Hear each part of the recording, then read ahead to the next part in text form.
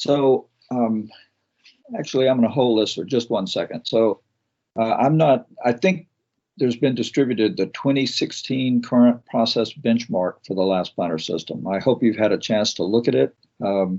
It's obviously was produced in 2016, and in 2020, by probably early next month, we will publish a 2020 current process benchmark for the last planner system, and that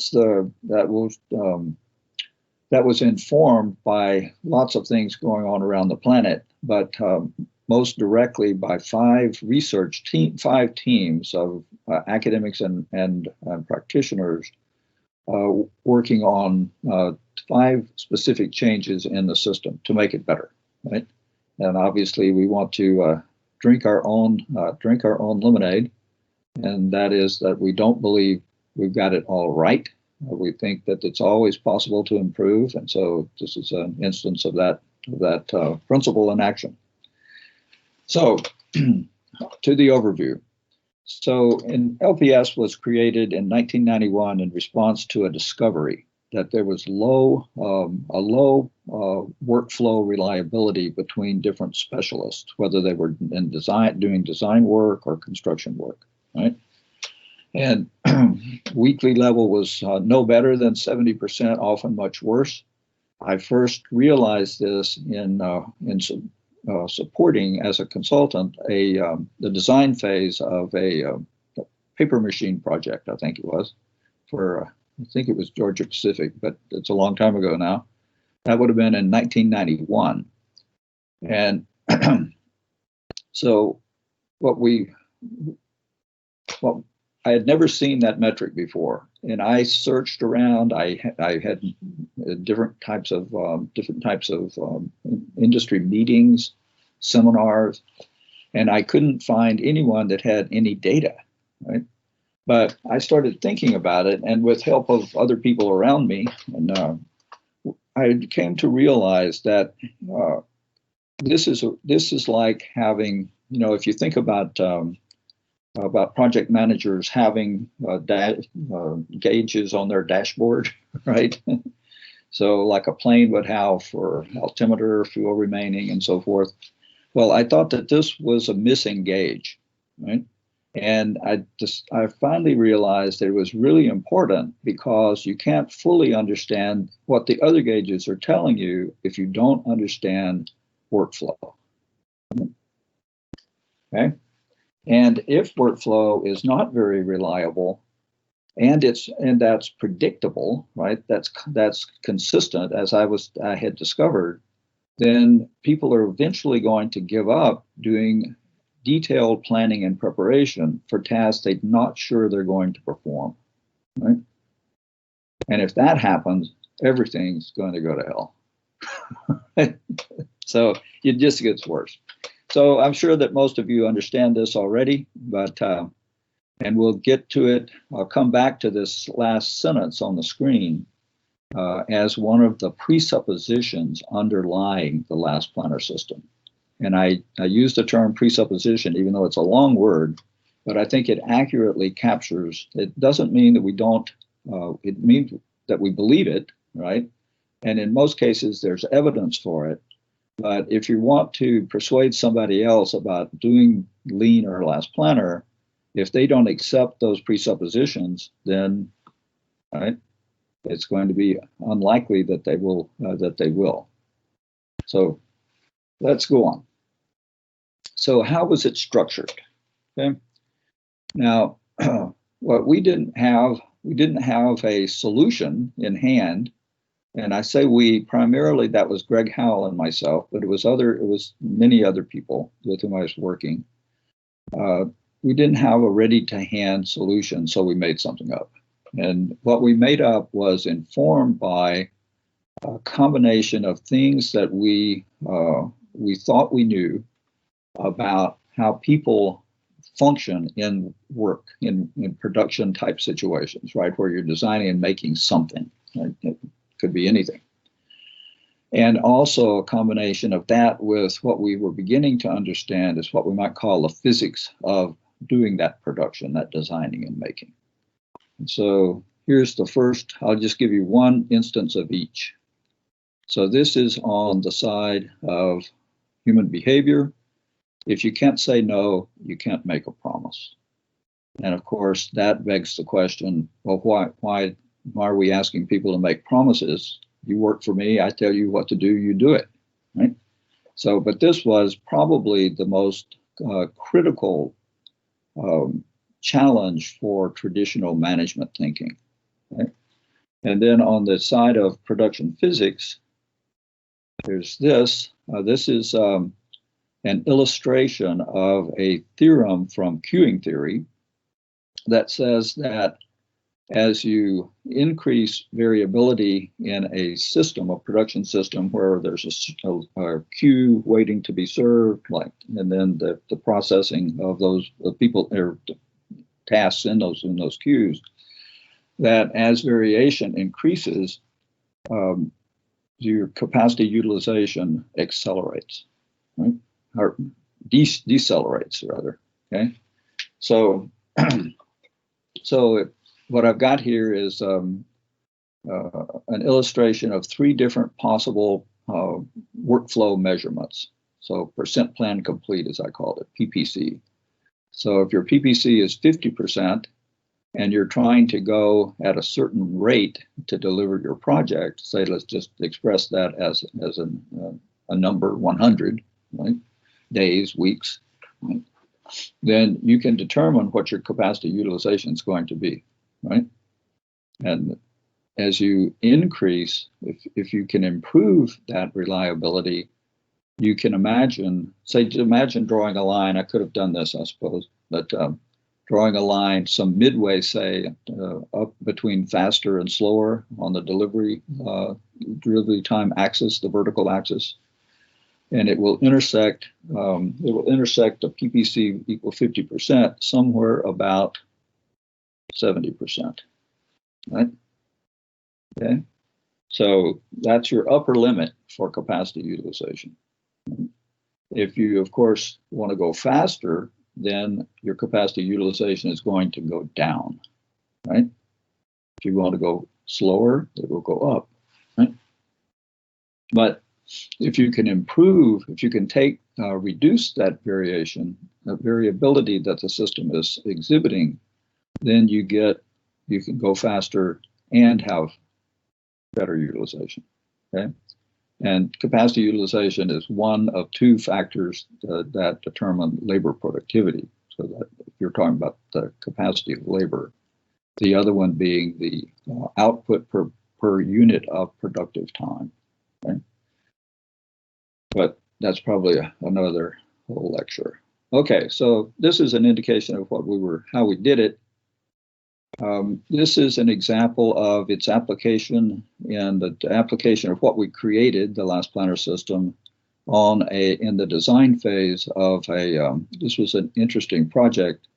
It was a 7,000 seat fully enclosed amphitheater, right, for performing arts. First one was to be built in Dallas, Texas. It never got built, but I have, if you want to look at the complete example of this application, which was the first one of Last Planner and Design, it's in the appendix of my PhD dissertation. So, but probably you can figure out what it is, but it's divided into the different disciplines. This is like civil. There was architectural, there was mechanical, so forth, and they were an all-star team selected from companies from around the United States. So we were meeting remotely, and that obviously is very common now, but wasn't so common then, in the offices of the architect, which happened to be right next door to me in Berkeley. And so I was able to participate in that center. And those people who were within travel distance would participate as well, but otherwise they would be online. And we did that every 2 weeks, and we identified, we made commitments about what was going to happen in the next 2 week period, and we assessed what had happened in the previous 2 week period. Okay, and so we get the first kind of measurements of PPC for design. And here, this one is ELS is the abbreviated, the initials of the architect. HA is the initials of the civil engineer. Okay, and the first task here on this would have been January. How did I read this? At any rate, it's in 1998. And oh, I see. It's on the other side. Okay, that's just the sequencing number on the left column, and then on the right you see the times that they had first committed to deliver this, to perform this task. So 7, that would be July the 7th, 1998. It was promised for that date, and it was done on that date. So check, good one. And then the next one was promised and delivered on the same date. Then the third one was promised for the 10th of that month, recommitted for the 31st of that month, and actually delivered on the 2nd of August. So about 3 to 4 weeks late, right? So that's just an example of how it works. And if you're curious, of course, you can look and see for yourself. But overall, in the period of design, the PPC averaged 60%. And there was a range. The civils engineer, turned out to have the highest, which was at 70%. And management had the lowest. So let's look at a construction example. So this is from also Dallas, strangely, just an accident. But this was the first weekly work plan, last planner system weekly work plan for this mechanical contractor. And their foreman, Philip, had a crew of pipe fitters. And this is his first attempt to produce a schedule, a work plan. And as you can see, it actually looks like he's done a pretty good job. He's defined the tasks in the language of the performers, right? So we might not know what overhead and K means, but they will know that they're to install hangars for gas and fuel oil lines overhead in building K, and there are 48 hangars, right? And then that same subcrew, Silvano, Modesto, and Terry, are going to install the risers, the piping that are supported by those hangars. Right? Okay, so he does that for every day for a 6-day work week in this case, for everyone in his crew. Right? And then at the end of it, we have the assessment period, which is the calculation of PPC and a specification, explanation to the extent you can of what happened to prevent people from doing what they had committed to do. Right? And in this case, we have the first two didn't happen. And it says owner stopped work changing elevations, right? And then underneath the next one, running the risers through those hangars, obviously got knocked out because couldn't put the hangars up. And I can tell the stories about this, but maybe I should just say what this gave us. This was the first. Remember, I said this is the first time they're doing weekly work plans, last planner style, and so this gave us an opportunity to illustrate that the last planner system is not just a way of keeping score, it's a learning machine, right? And so I went to talk to their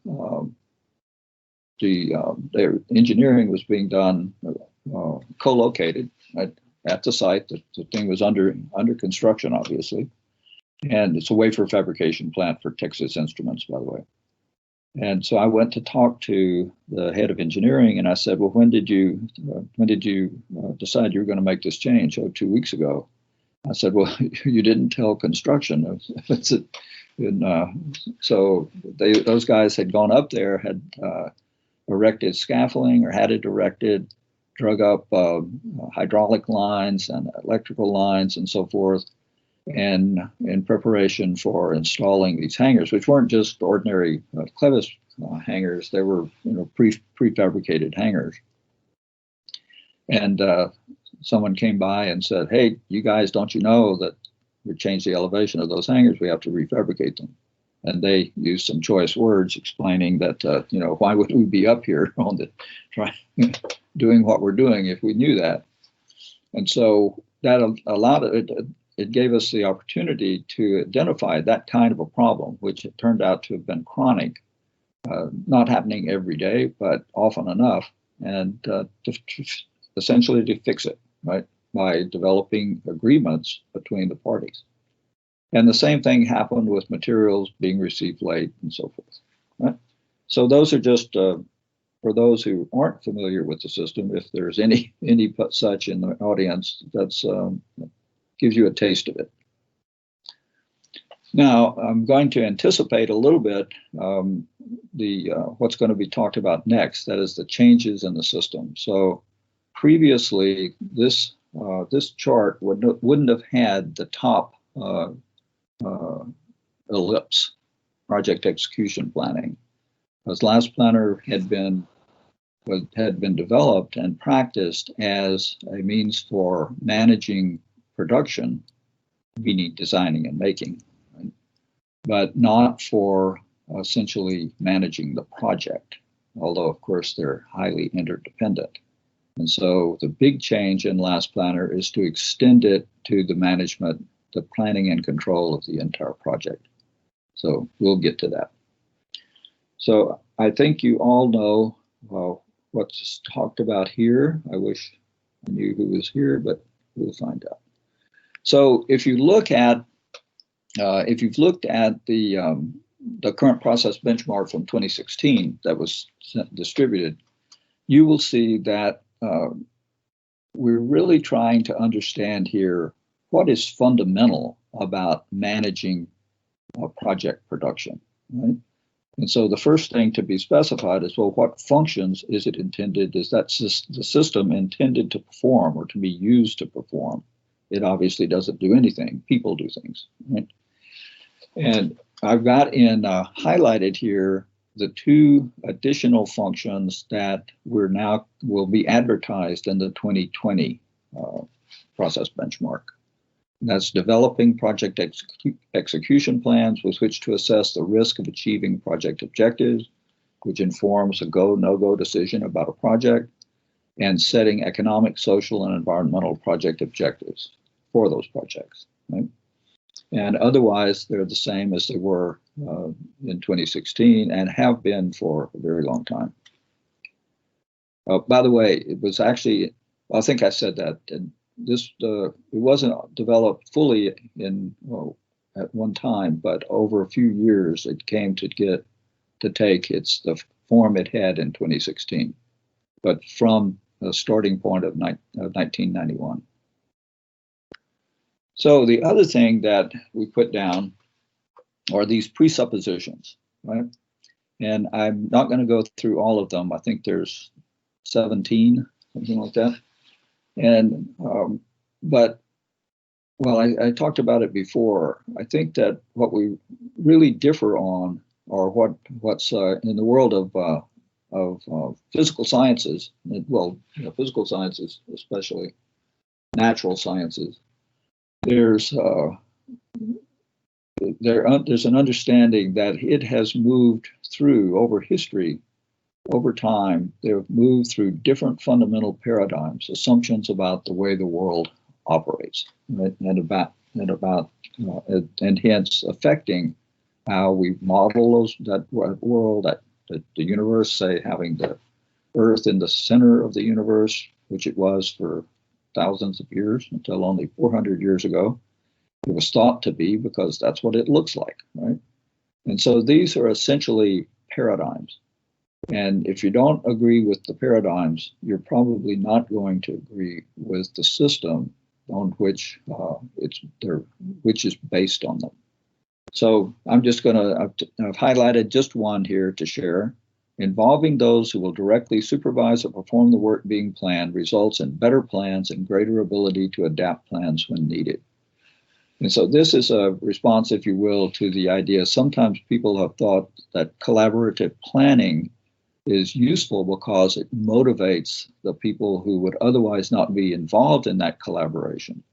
And it does, but that's not the fundamental reason for doing it. The fundamental reason for doing it is that you get better plans and you get better execution, right?